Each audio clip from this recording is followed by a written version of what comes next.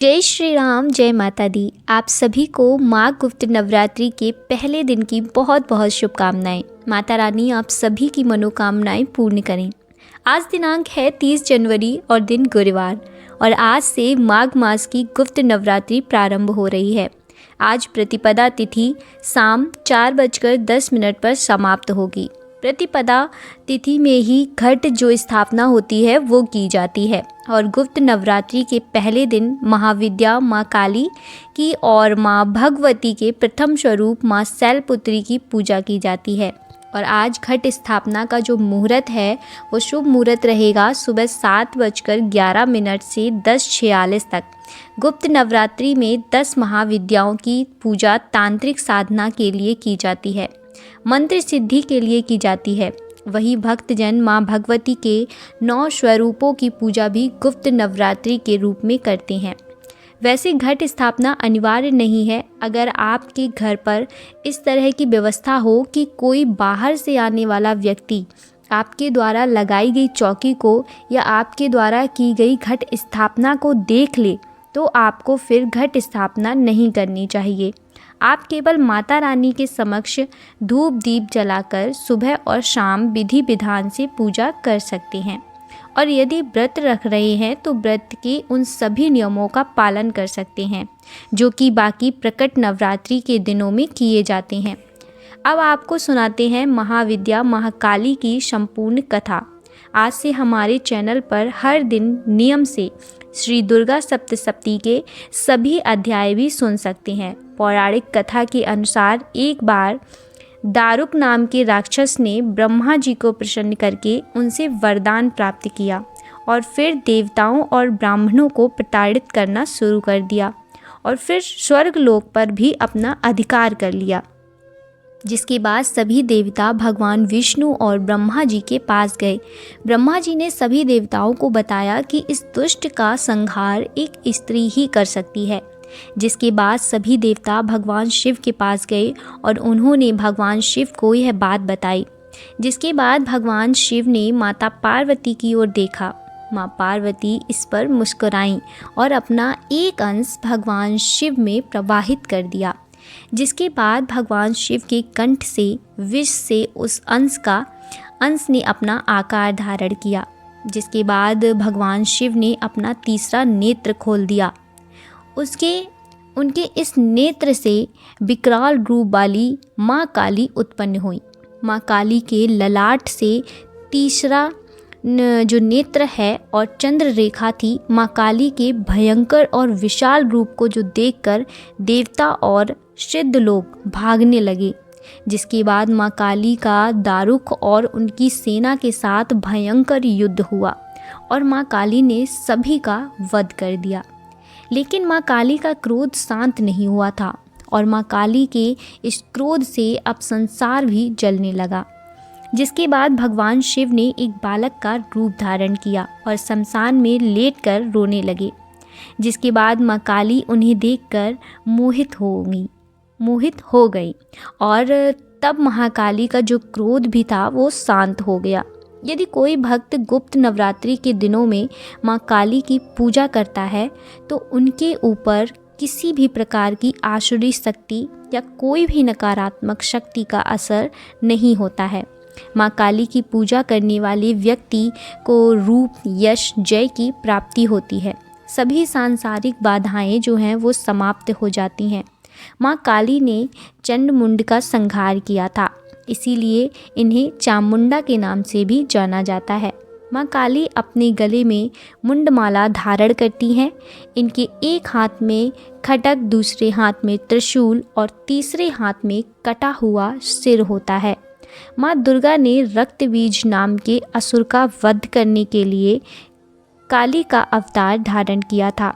10 महाविद्याओं में माँ काली प्रथम देवी हैं। गुप्त नवरात्रि में प्रथम दिन माँ काली की आराधना की जाती है। जो लोग तंत्र शक्तियाँ प्राप्त करना चाहते हैं उन्हें पहले दिन विशेष रूप से माँ काली की पूजा करनी चाहिए। जो लोग अपने शत्रुओं से बहुत परेशान हैं उन्हें गुप्त नवरात्रि में महाकाली की आराधना करके उपवास भी रखना चाहिए। ऐसा करने से शत्रुओं से मुक्ति मिलती है और महाकाली की पूजा करने से अकाल मृत्यु का भय भी दूर हो जाता है। गुप्त नवरात्रि में 2 तरीके से माँ काली की पूजा की जाती है। जो लोग तंत्र विद्या हासिल करना चाहते हैं वो लोग इस दिन माँ काली की तंत्र विद्या द्वारा उपासना करते हैं।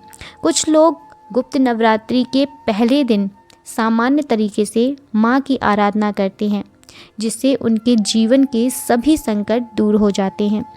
माँ काली को लाल रंग अत्यंत प्रिय है, इसीलिए आज के दिन माँ काली को आप लाल रंग की वस्तुओं का खास तौर पर आप क्या करें कि गुड़ और अनार का भोग लगा सकते हैं।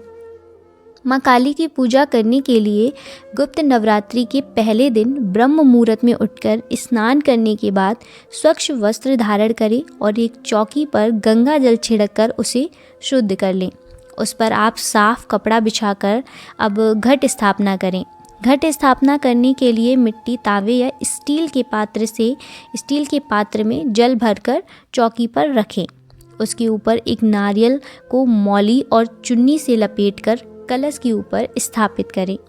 अब चौकी पर माँ काली की प्रतिमा या फिर तस्वीर की स्थापना करें। यदि आपके पास माँ काली की कोई भी प्रतिमा नहीं है तो आप माँ भगवती की या माँ दुर्गा की तस्वीर या फिर प्रतिमा की भी स्थापना कर सकते हैं। माँ काली को अब रोली का तिलक लगाएं। तिलक करने के बाद माँ काली को लाल पुष्पों की माला, पुष्प, फल, मिठाई और नैवेद्य आदि अर्पित करें। पूरे विधि विधान के साथ मंत्रों का जाप करके माँ काली की पूजा करें। माँ काली के समक्ष घी का दीपक जलाएं और श्रद्धा अनुसार माँ काली के मंत्रों का आप जाप करें। यदि सामर्थ्य हो और समय हो तो देवी वचन, देवी कवच और अर्गला स्रोत का पाठ करें। सबसे अंत में श्री सुषम का पाठ करना चाहिए। जिस आसन पर आप बैठते हैं उसका रंग भी लाल होना चाहिए। हाथ में पुष्प लेकर माँ काली की कथा सुने या फिर पढ़ सकते हैं और कथा समाप्ति के बाद पुष्प को माँ के चरणों में अर्पित कर देना चाहिए जो आपने हाथ में लिए हुए थे। इस दिन आप दुर्गा सप्तशती का पाठ भी शुरू कर सकते हैं। माँ काली की कथा सुनने के बाद सबसे अंत में कपूर जलाकर आरती करें। प्रसाद के रूप में मिठाई का भोग माँ को लगाएं और मिठाई अगर आपके पास नहीं है तो आप माँ काली को बतासे का प्रसाद भी चढ़ा सकते हैं। इस प्रसाद को परिवार के ही लोगों में बांट दें, अन्य किसी को ना दें और स्वयं भी प्रसाद को ग्रहण कर लें। अब महाकाली से पूजा में हुई किसी भी प्रकार की गलती के लिए सच्चे मन से हाथ जोड़कर क्षमा भी मांगें। माँ काली के मंत्र में बहुत सारे मंत्र हैं जिनका आप उच्चारण कर सकते हैं, जैसे कि ओम ऐं ह्रीं क्लीं चामुंडाई विच्यै नमः। ठीक है, ये मंत्र एक बहुत ही कारगर मंत्र है और आप शक्तिशाली मंत्र है, इसको आप कर सकते हैं। 108 बार इस मंत्र का आप जाप कर सकते हैं। आप पूजा करते समय मंत्र का जाप कर सकते हैं। सुबह और शाम सच्चे मन से माँ काली की इस प्रकार से पूजा करनी चाहिए आपको।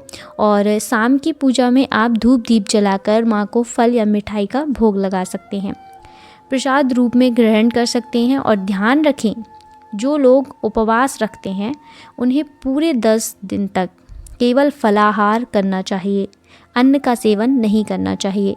आप फलाहार में कुट्टू का जो आटा होता है उसका, लौकी सिंघाड़ा, ठीक है, उनका आप उपयोग कर सकते हैं। आप नवरात्रि के बाकी दिनों में फलाहार करते हैं उस तरह का फलाहार आप कर सकते हैं। अब आपको महाकाली स्तोत्र का पाठ सुनाते हैं।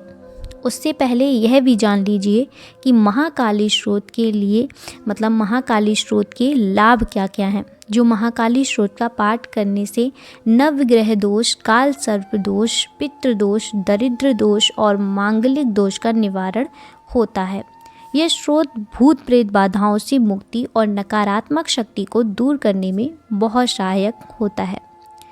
काल पर विजय प्राप्त करने के लिए इस स्तोत्र से बड़ा कोई उपाय नहीं है। महाकाली स्तोत्र के नियमित पाठ से साधक की सभी इच्छाएं पूर्ण होती हैं, सरकारी कामों में सफलता मिलती है, किसी भी प्रकार के भय या उपद्रव से मुक्ति मिलती है, शत्रु के द्वारा किए गए तंत्र मंत्र आदि दोष नष्ट होते हैं। इस स्तोत्र के पाठ से बुरे केस जो भी आपके ऊपर होते हैं वो इन सभी से रक्षा करते हैं। संक्रामक रोगों से सुरक्षा होती है। इसके अलावा जो भी असाध्य रोग है उसमें भी महाकाली स्त्रोत का पाठ अत्यंत लाभकारी माना जाता है। तो चलिए अब सुनते हैं और सुनिए आप लोग भी कि महाकाली स्त्रोत का हिंदी अनुवाद ईश्वरी सत्ता को अनादि ईश्वरी सुखों, बलिदानों और यहाँ तक कि अस्तित्व के रूपों का स्रोत बताया गया है। हालांकि इसका वास्तविक स्वरूप देवताओं की समझ से परे है। श्लोक में ईश्वर को संसार की मोहिनी वाणी का स्रोत, मित्रों का पालन पोषण करने वाली और शत्रुओं का नाश करने वाली के रूप में दर्शाया गया है। जिस दिव्य रूप की महिमा का वर्णन करना या चर्चा करना कठिन है, वह ऐसा रूप है जिसे देवता भी नहीं जान सकते। यह दिव्य शक्ति की अप्राप्य और अप्राकृतिक स्वर्ग प्रदान करने वाला, कल्प वृक्ष की तरह पुनर्जन्म देने वाला और मन से उठने वाली इच्छाओं को पूर्ण करने वाला यह मंत्र दिव्यता की कृपा तथा उनकी आशीर्वाद की शक्ति को दर्शाता है, जो मनुष्य की इच्छाओं को पूर्ण करता है और उसे स्वर्गीय आनंद प्रदान करता है।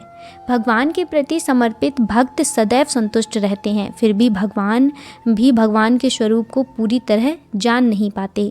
यह भगवान की अनंतता और उनकी कृपा के प्रति भक्तों के पूर्ण समर्पण को दर्शाता है।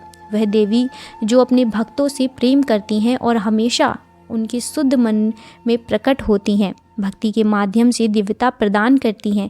भक्ति, जप, ध्यान और पूजा के माध्यम से अपने पापों को धोने पर भी देवता आपके दिव्य स्वरूप को पूरी तरह से नहीं जान पाते। यह मंत्र देवत्व की दुर्गम और अव्यक्त प्रकृति को दर्शाता है, जो मनुष्य और देवता दोनों के लिए अज्ञात है। यह देवता जो चेतन और आनंद का स्रोत है और जिसका स्वरूप शरद पूर्णिमा के चंद्रमा की रोशनी से लाखों गुना अधिक उल्ल है, एक सौम्य मुस्कान के साथ प्रकट होती है। यह स्रोत जो है वो दिव्यता के उज्जवल, आनंदमय और शक्तिपूर्ण, शांतिपूर्ण रूप को व्यक्त करता है। साधकों और कवियों के हृदय में जो दिव्य रूप प्रकट होता है उसे देवता भी नहीं समझ सकते। यह साधकों के मन में प्रवेश करने वाले इस अमूर्त रूप के भूत, वर्तमान और भविष्य का पूर्ण ज्ञान दर्शाता है। इस स्रोत के माध्यम से यह दर्शाया गया है कि जो देवत्व विचारों के समय चेतन करता है और देवताओं के शुभ विचारों से परिपूर्ण होता है, वह कभी कभी अद्वैतता से संपन्न हो जाता है। यह स्रोत उस दिव्य रूप की अद्वैतता और असंभव गुणों को व्यक्त करता है, जिसका अनुभव व्यक्ति उस दिव्यता के संपर्क में आने पर करता है। वह स्वरूप जो न तो बालक है, न बूढ़ा है और न ही वासना से ग्रसित है, ऐसा स्वरूप है जिसे देवता भी नहीं जान सकते। देवी आपके ध्यान से शुद्ध होने और चंचलता की भाव से मुक्त होने के बाद भी देवता आपके वास्तविक स्वरूप को नहीं जान सकते। एक भक्त अपने जीवन में 8 प्रकार की सिद्धियां प्राप्त कर सकता है और मृत्यु के समय मोक्ष भी प्राप्त कर सकता है, फिर भी देवता उस ईश्वरीय प्रकृति को पूरी तरह से नहीं जान सकते जो इन सिद्धियों और मुक्ति का स्रोत है। माँ कालरात्रि की पूजा का मंत्र ओम देवी कालरात्रे नमः। प्रार्थना एक वेणी जपा कर्णपूरा नगम खरा स्थिता लंबो कर्णिका कर्णी तला भक्त शारण वामो पादो शलो लहलता कंटक भूषण वर्धन मूर्ध ध्वजा कृष्णा काल रात्रि भयंकरी माँ का स्तुति जो मंत्र है, या देवी सर्वभूतेषु या कालरात्रि रूपेण संस्थिता। यह थी महाविद्या महाकाली की संपूर्ण पूजा विधि और उनका मंत्र।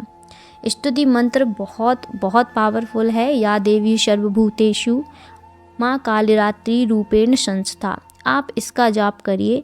ये स्तुति मंत्र है और आज मैंने आपको कथा भी सुनाई है, कथा की जानकारी दी है और संपूर्ण पूजा विधि भी बताई है इस वीडियो के माध्यम से।